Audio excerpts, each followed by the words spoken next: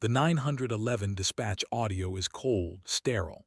The caller, a wellness check officer, sounds confused, then horrified. The location is a high-rise luxury apartment in Atlanta, 2023.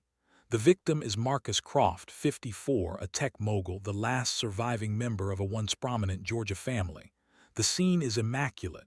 No forced entry, no weapon, no sign of a struggle, but Marcus Croft is dead. His body is seated in a priceless antique chair, one he reportedly never sat in, one he claimed was a dark family heirloom. His eyes are open, frozen in a mask of primal terror. The coroner, a woman who had seen 2 decades of Atlanta's worst, would later state in her report that it was biologically impossible. The man's lungs were completely devoid of air, as if he had been strangled by a vacuum. But the most macabre detail, the one kept from the press, was the bruising on his neck. It wasn't the mark of a hand. It was a perfect encircling ring like that of a course rope or a noose. There was no rope found. His multi-million-dollar apartment was sealed, his security system state-of-the-art. No one entered and no one left. The investigation stalled. It was a textbook impossible crime, a locked room mystery that baffled investigators.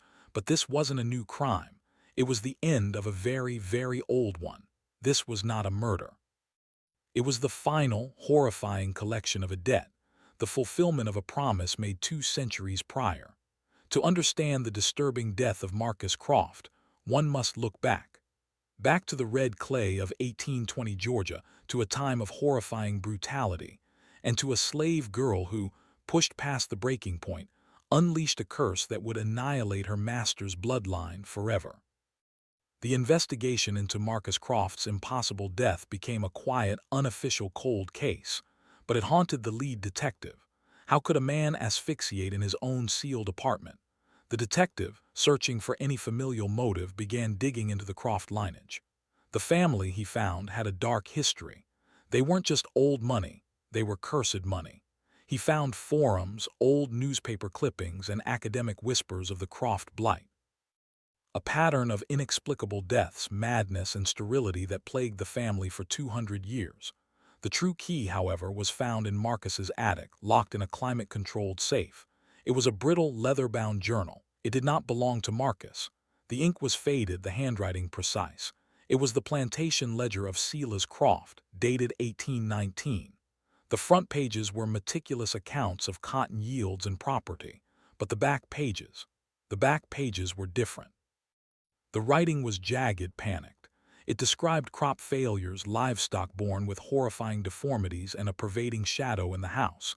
And then scrawled over and over again, filling the last 10 pages, a single name, Ilara. Interspersed were terrified phrases. She sees me. The air is poison. She is in the walls. The curse is on the boy. This was not a ledger. It was a testament of fear.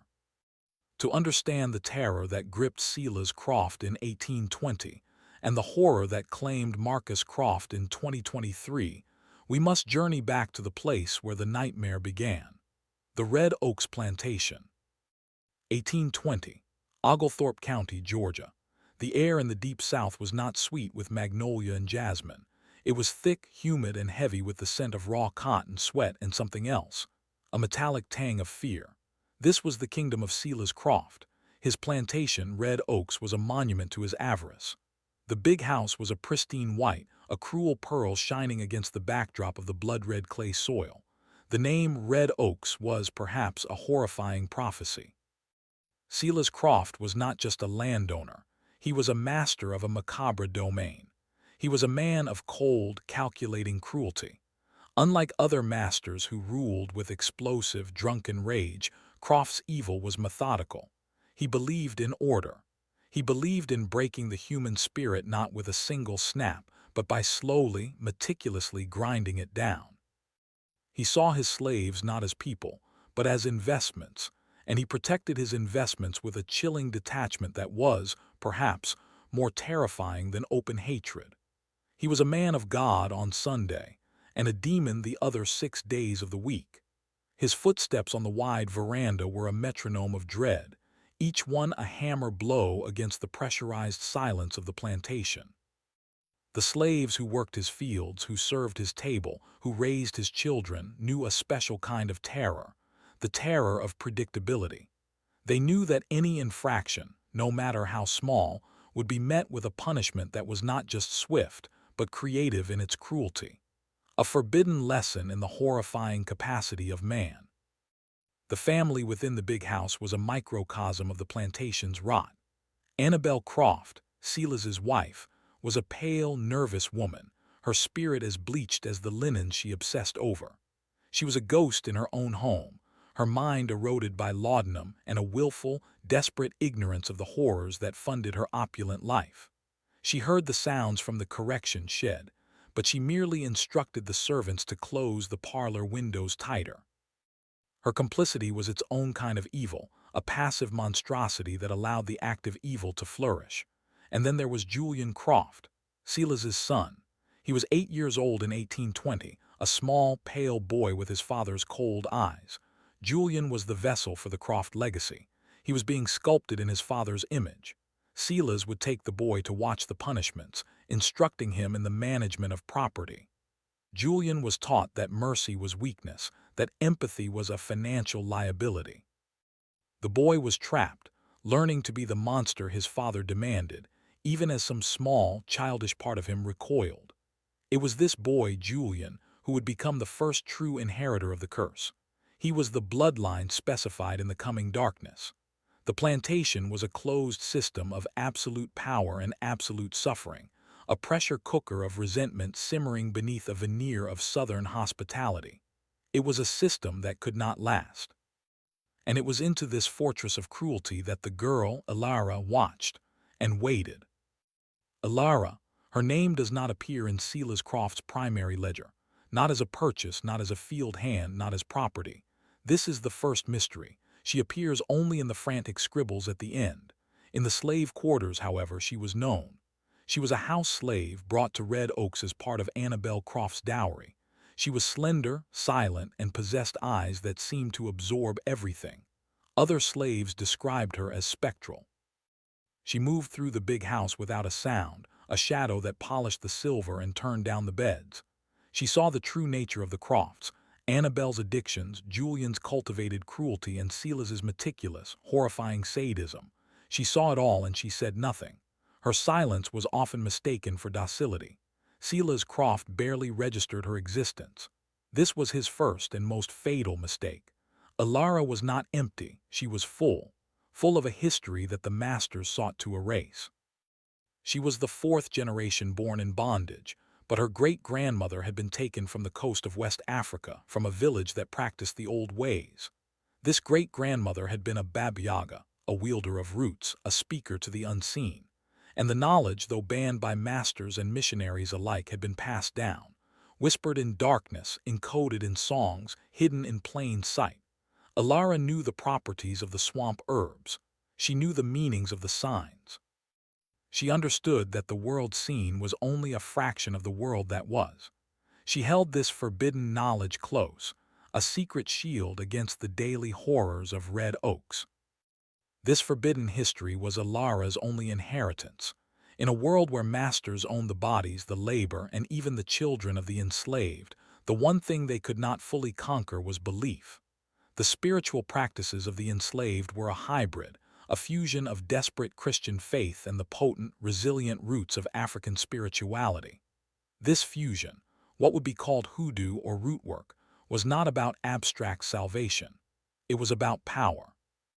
It was a way to reclaim agency in a world that denied all agency.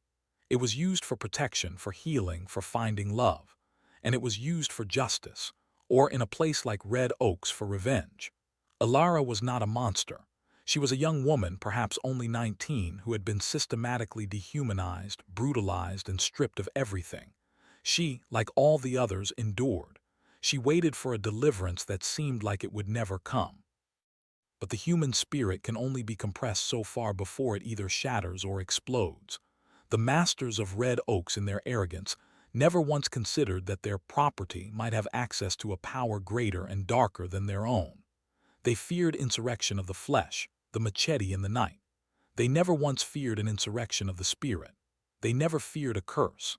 And that is why, when the transgression came, they were utterly unprepared for the horrifying consequences. The story of Alara is a disturbing reminder of what happens when absolute power meets an ancient, forbidden knowledge. The first tremor, the first sign that Alara was more than she appeared, was small. So small it was dismissed as coincidence. Silas Croft owned a stallion, a magnificent black creature named Beelzebub, a horse worth more than any 3 slaves on the plantation. It was his pride, a symbol of his wealth and dominance. One humid July afternoon, the horse, perfectly healthy that morning, was found in its stable, lathered in a terrified sweat, its eyes rolling back, refusing to let any man approach. The vet was called. He was baffled. The horse seemed to be reacting to something unseen in the stable, slamming itself against the walls in pure, unadulterated terror. Croft was enraged. As the sun set, Alara was seen walking past the stables on her way to the kitchens. She paused just for a moment near the stable door. She did not look at the horse. She merely stood, her head bowed.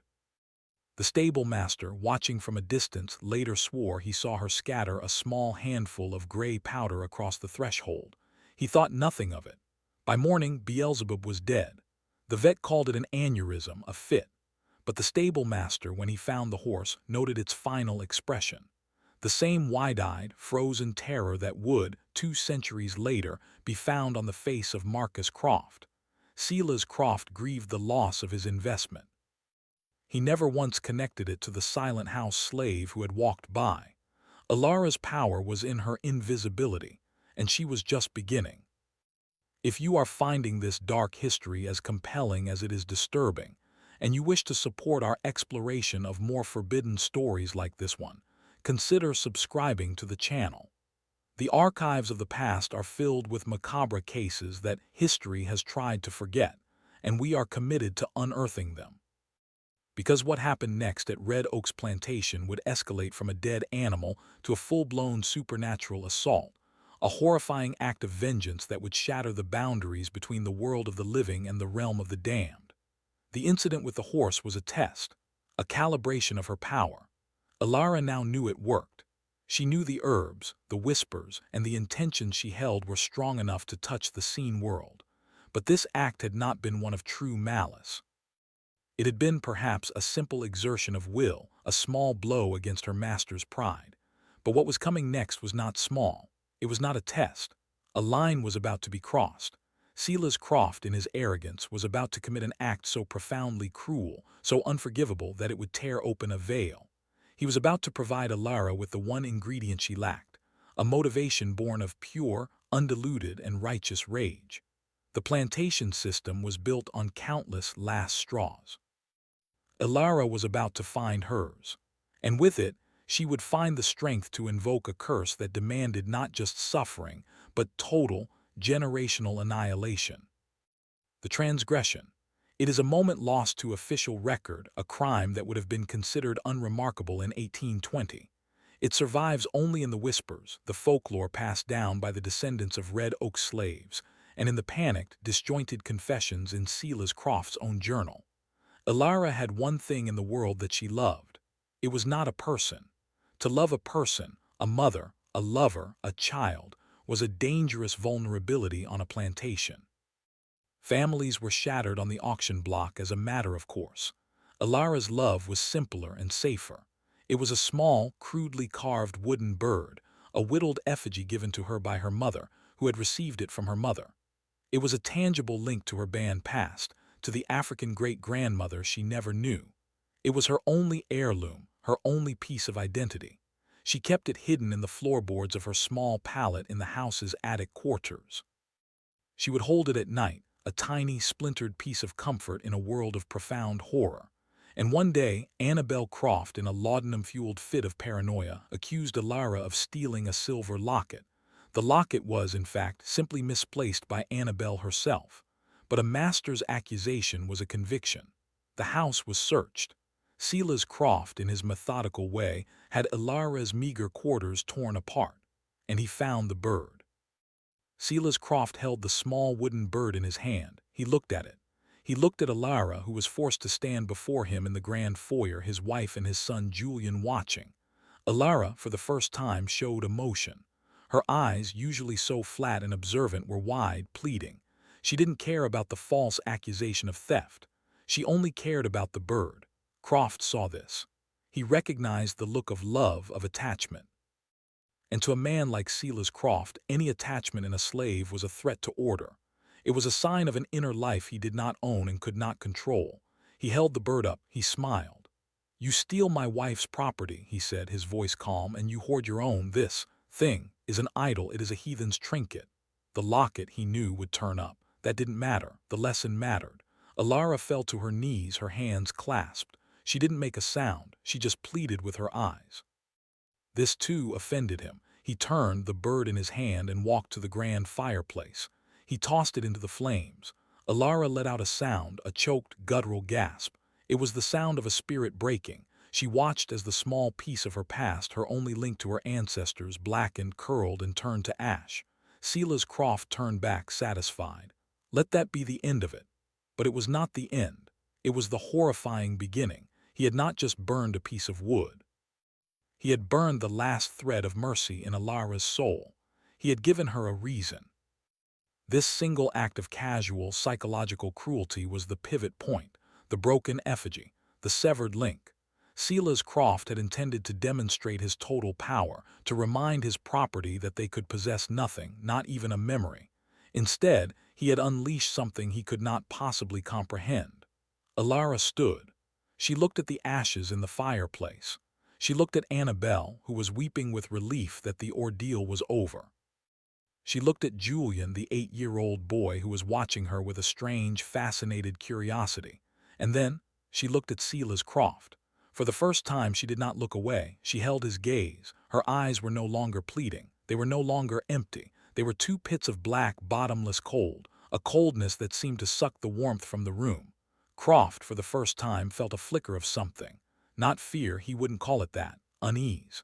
He struck her across the face. "Get back to work." Alara did not flinch. She simply turned, her bare feet silent on the polished wood floor, and walked back toward the kitchens. But she was no longer Alara, the house slave. She was something else. She was a vessel for a rage that was generations deep. The breaking of the bird had not broken her. It had forged her. That night she did not sleep. She waited until the big house was silent, until the masters were lost in their ignorant dreams. Then she slipped out.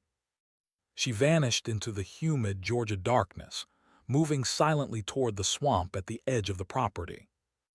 The swamp at the edge of Red Oaks was a place the masters avoided. It was thick with cypress, cottonmouth snakes, and stagnant black water.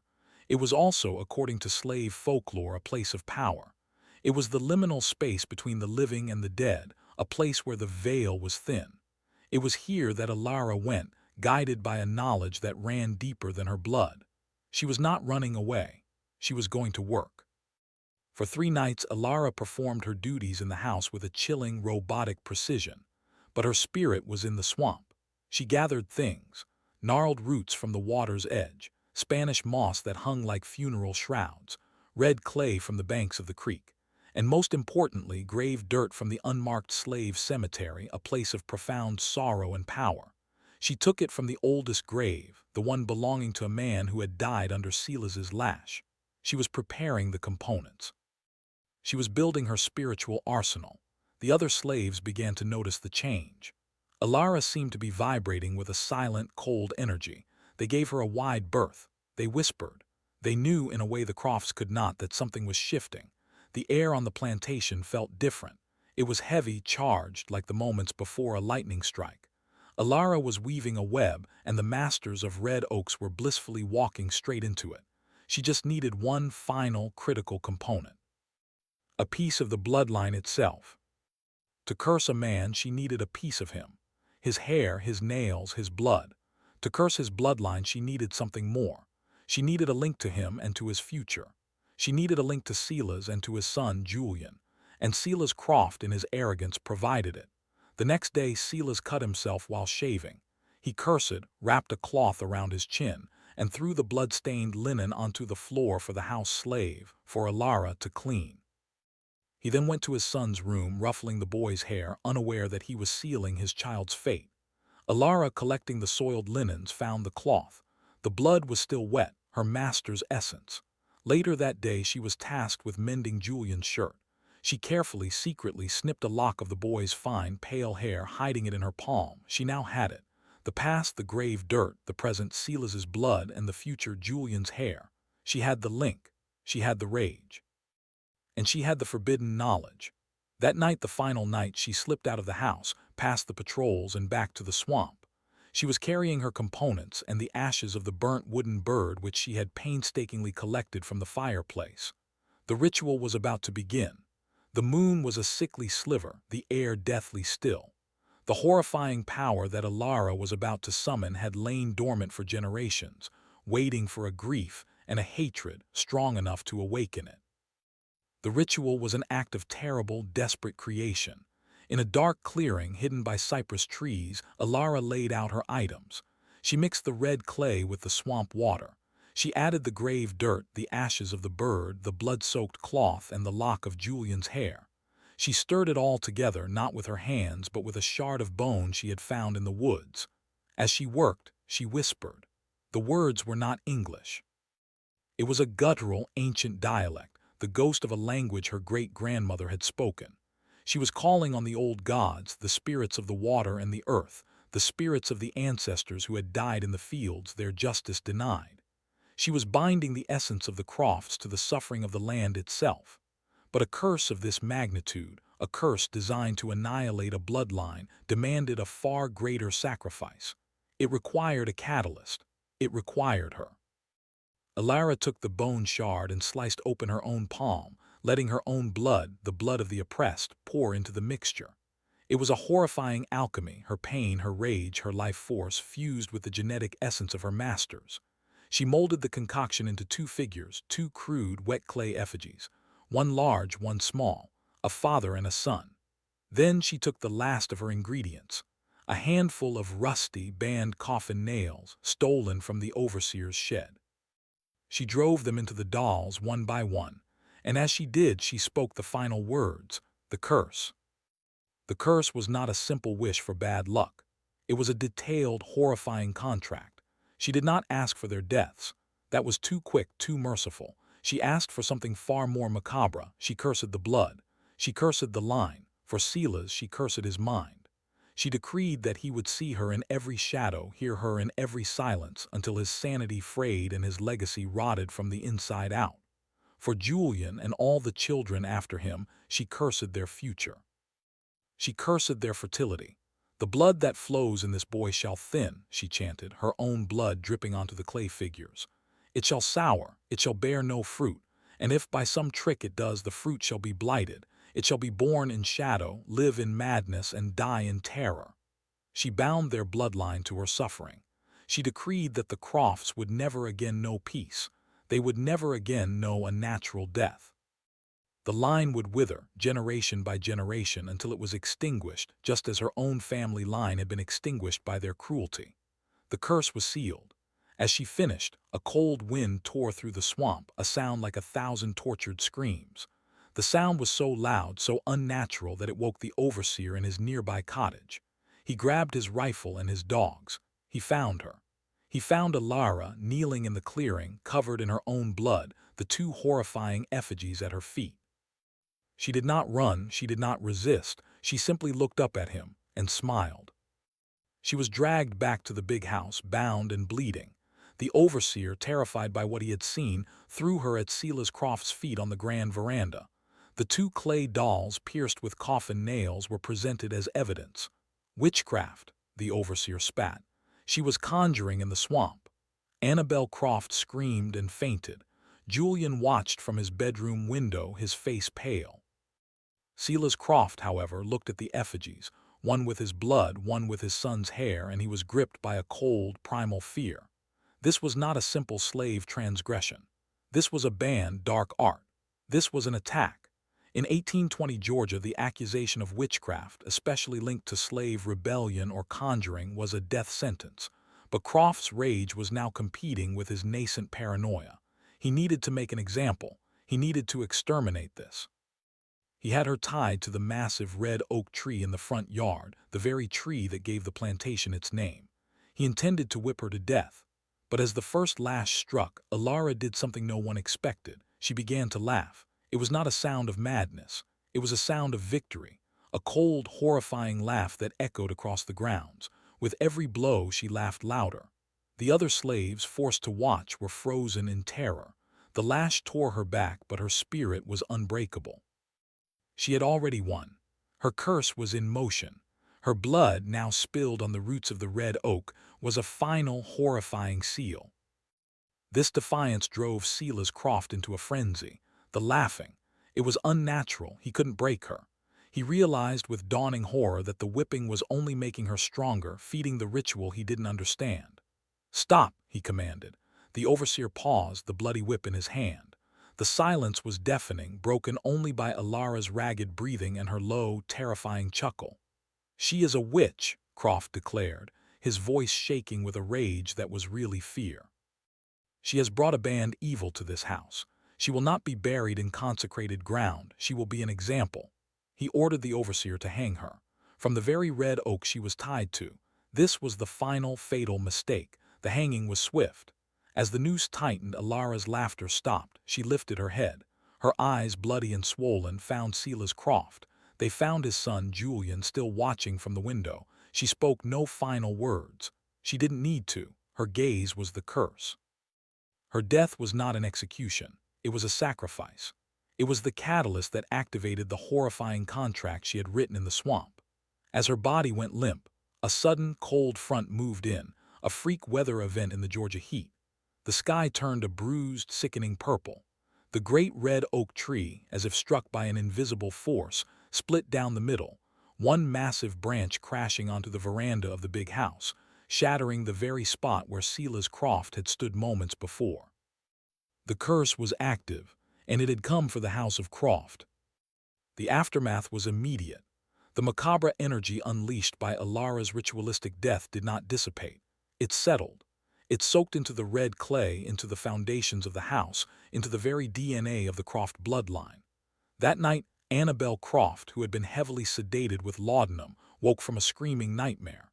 She claimed a dark figure was in her room, a woman with empty eyes, whispering her name. She claimed the figure had shown her a vision of a drowned child. Silas dismissed it as hysteria, but Annabelle's mind, already fragile, shattered completely. She refused to leave her room, stuffing the cracks of her door with linens to keep the whispers out. She was the first casualty. Silas Croft, meanwhile, became a man besieged by paranoia. He, too, heard the whispers. He heard the faint sound of a woman's laughter on the wind. He would catch glimpses of movement in the polished surfaces of his home, a shadow where no shadow should be. He became obsessed with the occult, spending a fortune on protection charms and charlatans, trying to fight a power he had unleashed but could not understand. He had Alara's body cut down and ordered it burned, her ashes scattered in the swamp. But this, too, only fed the curse. He was returning her in triumph to the source of her power. The land itself was now her co-conspirator. The curse then turned its attention to the plantation itself. The red in red oaks took on a horrifying new meaning. The crops failed. Cotton, which had made Croft a king, withered in the fields, the bolls turning a sickening rusty brown. The livestock began to die, born with gruesome deformities or simply found dead in the fields, their bodies untouched by predators, their eyes wide with terror. The other slaves, witnessing this, knew exactly what was happening. Alara's justice.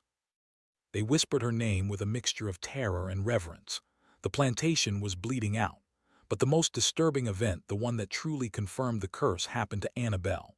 2 months after Alara's death, Annabelle Croft, who had not left her locked room, simply vanished. They searched the house for a full day. They found her not in her room, but in the dark, cold cistern beneath the kitchen.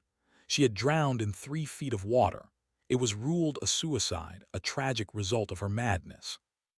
But the servant who found her body swore to a macabre detail. Annabelle was clutching something in her hand.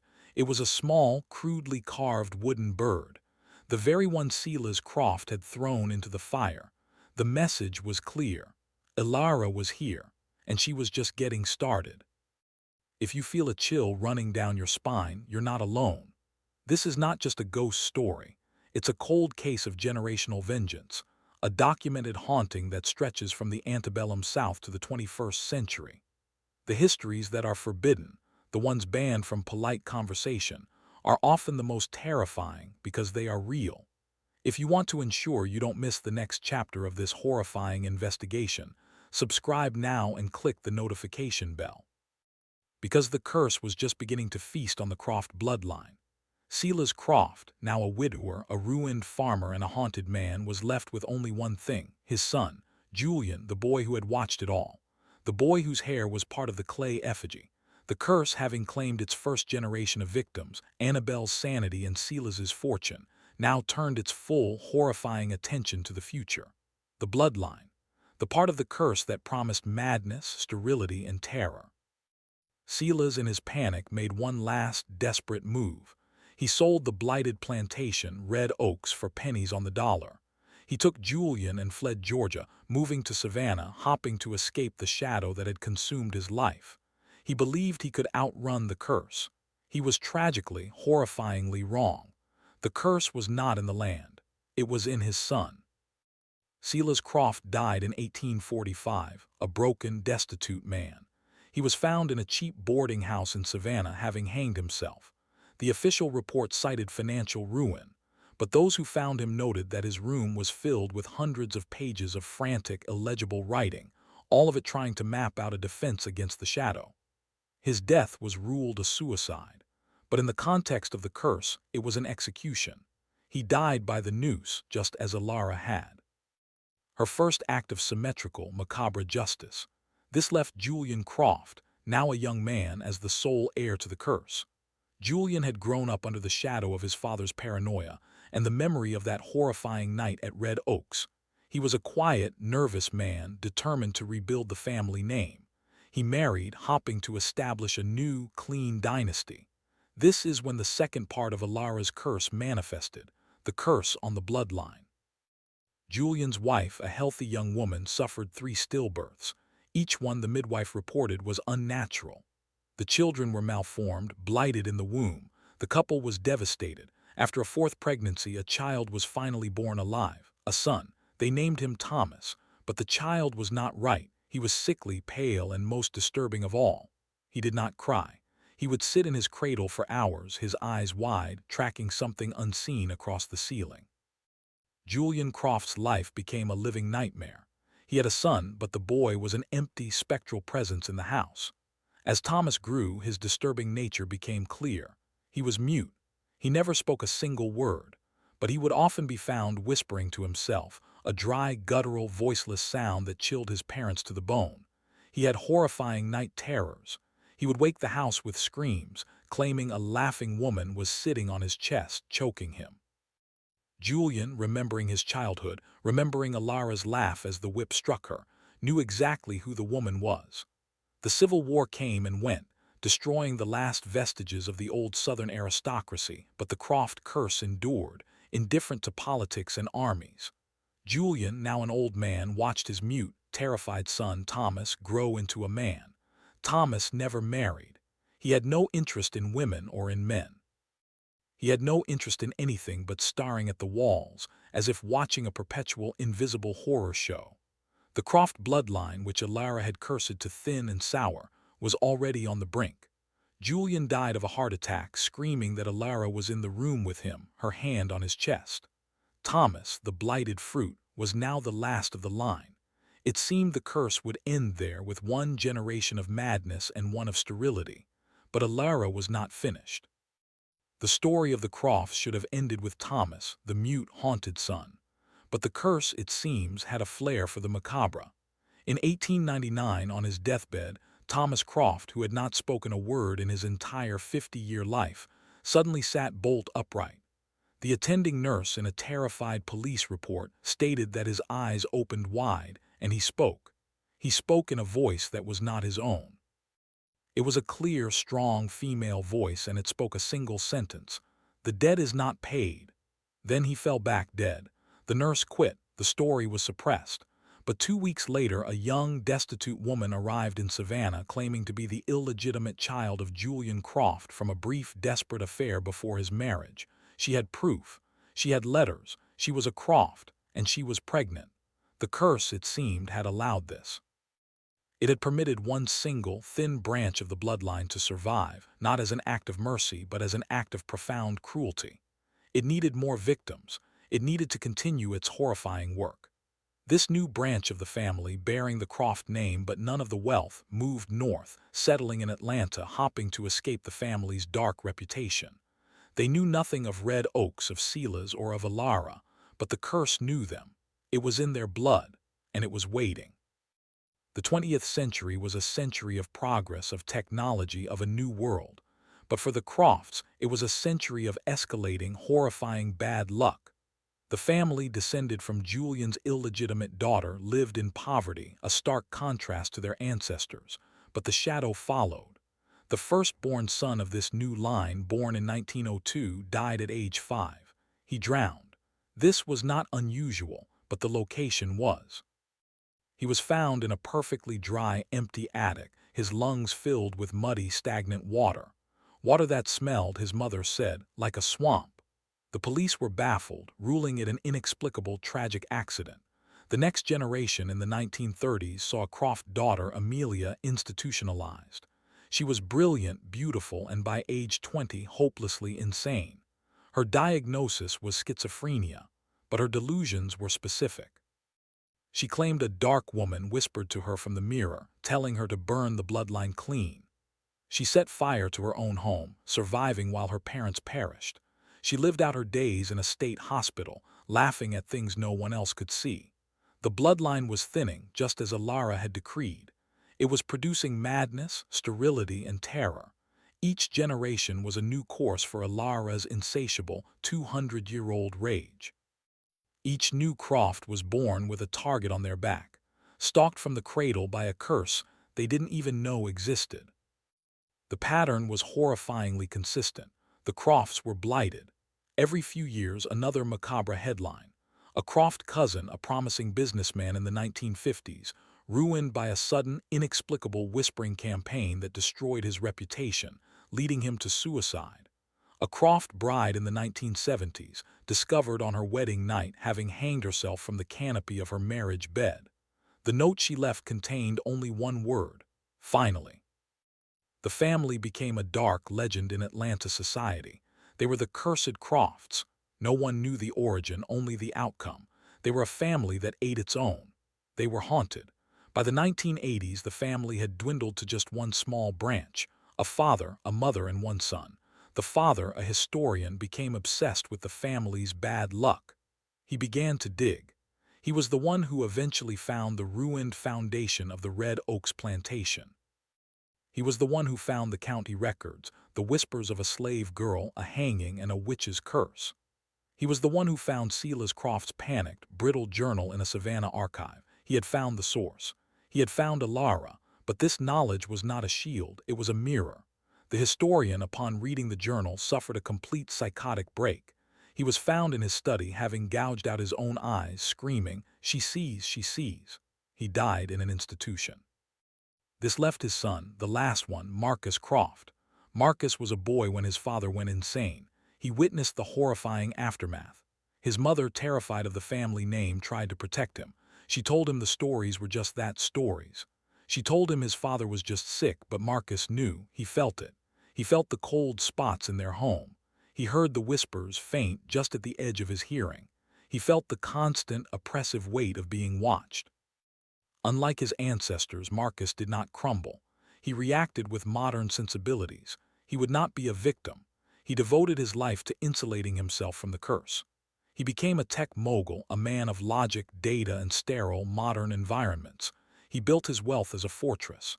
His high-rise apartment was his citadel, a place of glass and steel, as far removed from the red Georgia clay as he could get.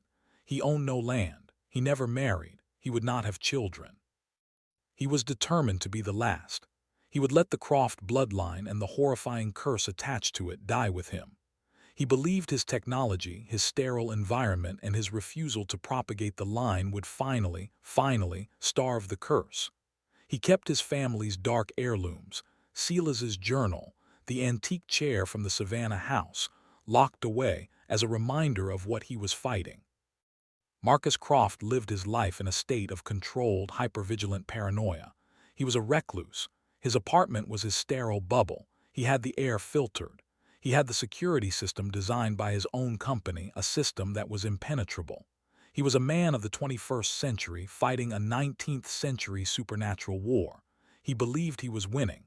He was 54 years old. He had outlived many of his cursed ancestors. He was healthy.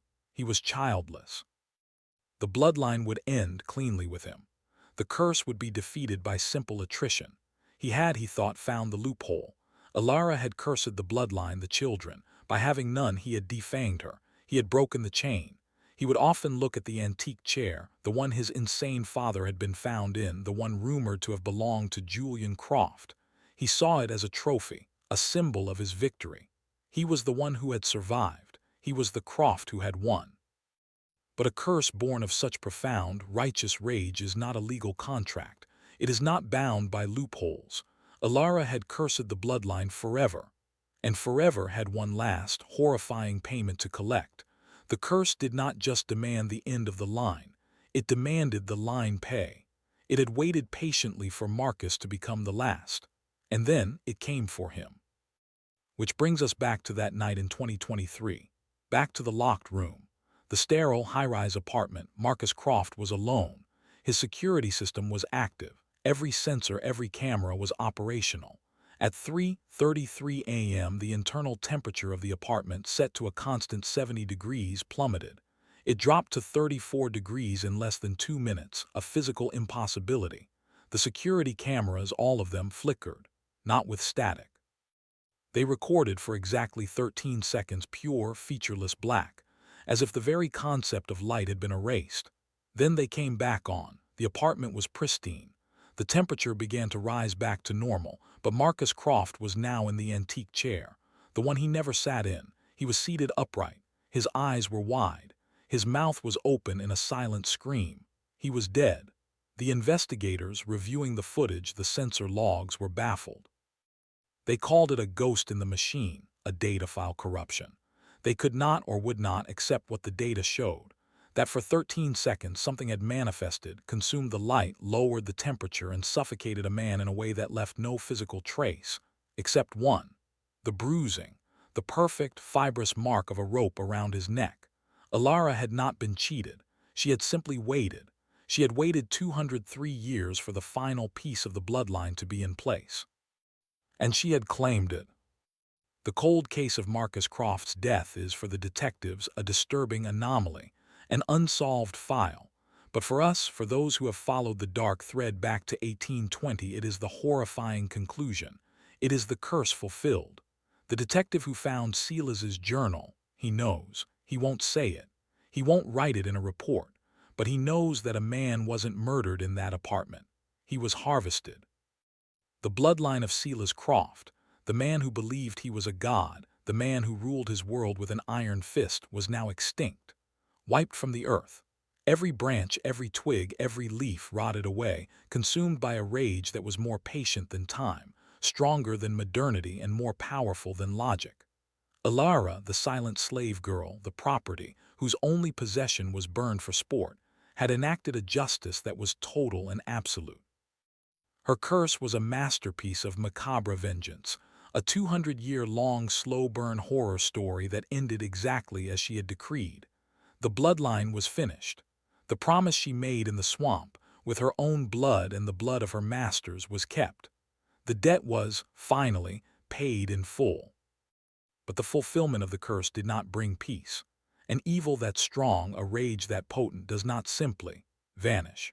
Once its objective is complete, the energy unleashed by Alara, the shadow that Silas Croft wrote about, was not just a curse. It was a stain, a permanent, horrifying stain on the world itself. The Croft bloodline is gone, but what of the land? What of Red Oaks? The plantation, sold by Silas in the 1840s, passed through dozens of hands. No one could keep it. Every attempt to farm the land met with disaster. Every attempt to build on the foundations met with fires, accidents, and a pervasive sense of dread. The land, it seemed, was poisoned. It was sterile, just as Alara had cursed the Croft bloodline to be. The grand oak tree where she was hanged finally rotted and fell, but locals claimed the wood would not burn, that it screamed in the fire. The land became a forbidden place, a tract of dead earth and dark rumors, avoided by everyone. By the 20th century, it was completely reclaimed by the swamp. Nature had taken back the evidence, but it had not cleansed the sin. It had merely hidden it. Paranormal investigators and urban explorers drawn by the legends of the Croft curse have tried to find the foundations of the big house. Most get lost. Their equipment fails. They report a sudden suffocating pressure in the air, a feeling of absolute malice. They hear sounds. They hear a woman's low, guttural laughter. They hear a dry, whispering, voiceless chant. One team in 2019 managed to get an audio recording. In the deep, oppressive silence of the swamp, their sensitive equipment picked up a sound. When they amplified it, isolating the frequency, they heard what sounded like two words, repeated over and over, a female voice. It was not English. Analysis by linguists suggested the dialect was a near-extinct variant from the Bight of Benin, the same region Alara's great-grandmother had been stolen from. The investigators fled and never returned. The land, it seems, is still hers. She is the permanent, spectral guardian of the place of her suffering, a monument of rage that has outlived her masters, their children, and their entire legacy. The curse on the bloodline is over, but the haunting has just begun. This story is a horrifying testament to a forbidden truth. It is a reminder that the atrocities of the past do not simply die. They do not fade with time. They fester. They wait. The system of chattel slavery was a crime so vast, so profoundly evil that it perhaps tore a hole in the fabric of reality itself, unleashing energies and consequences that we are still, to this day, failing to comprehend. The story of Alara is a macabre cold case, not of a single murder, but of a systemic one. Her response was supernatural, born of abandoned knowledge and an unforgivable transgression. It serves as a dark, chilling warning, a warning against absolute power, a warning against the arrogance of cruelty. It forces us to ask a deeply disturbing question. How many other places are like red oaks? How many other stories of spectral justice are playing out unseen all around us? How many modern misfortunes, how many accidents, how many cases of bad luck are in fact the final horrifying payments on debts incurred centuries ago? The case of the Croft bloodline is closed, but the horror is eternal. But what of the final macabre detail? The one that loops this entire horrifying history back onto itself. The locked room mystery of Marcus Croft. The coroner was baffled by the cause of death. The detectives were baffled by the how. But there was one more detail. One final, impossible piece of evidence that was logged, photographed, and then quietly, officially buried. The detective who found Silas's journal, the one who knows the truth, is the only one who understands its significance. When the coroner performed the autopsy on Marcus Croft, the tech mogul who died in his sterile, sealed apartment, he found something, lodged deep in the man's throat, the object that had impossibly suffocated him. It was not a tumor, it was not food. The coroner pulled it from the victim's trachea. It was a small object, blackened and charred, clearly very, very old. It was made of wood. It was a crude, small, splintered carving. It was a bird. Alara, it seemed, had one last, horrifying piece of evidence to submit. She was returning the very item that had triggered her rage, using it to extinguish the last breath of her master's bloodline. It was her signature. A final, macabre, I am done. The curse is fulfilled. The bloodline is gone. Alara's rage, a force of nature that transcended time, has finally been satisfied. From 1820 to 2023, her will held fast. She had warned them. She had been pushed, and she had pushed back with a force that shattered a dynasty. The House of Croft is a ghost, a footnote in a dark ledger. Alara's story, once banned, once whispered only in slave quarters, is now the only one that remains. She is the victor. But this is not a story with a happy ending. It is a story of profound, layered tragedy. It is a story where the only justice available was a supernatural, horrifying annihilation. It is a testament to a pain so deep it could curdle blood and a rage so righteous it could command the shadows. The Red Oaks plantation is ruins. The Croft family is dust. And Alara is free. But her legacy is not one of peace. It is one of terror. It reminds us that the unseen world is deep, dark, and holds grudges that can outlive empires. It reminds us that some sins are so great, they stain the world forever. The case is closed, the curse is complete, but the chilling question remains: where does a rage like that go? Does an entity born of such pain and power simply vanish once its goal is met, or does it wait? The ruins of Red Oaks are silent. The high-rise apartment in Atlanta has been sold, cleansed, and remodeled. The modern world paves over the past, building its sterile towers on foundations of blood and bone. But the whispers persist. In Georgia, there is a saying: the clay remembers. The red clay of Oglethorpe County remembers Selah's Croft, and it remembers Alara. And on certain humid nights when the moon is just a sliver and the air is deathly still, locals say you can still hear it. Not the rattling of chains, not the weeping of a victim, but the low, cold, victorious laugh of a woman who paid an impossible price and who extracted an impossible and horrifying payment in return. The story is over, but the haunting is forever.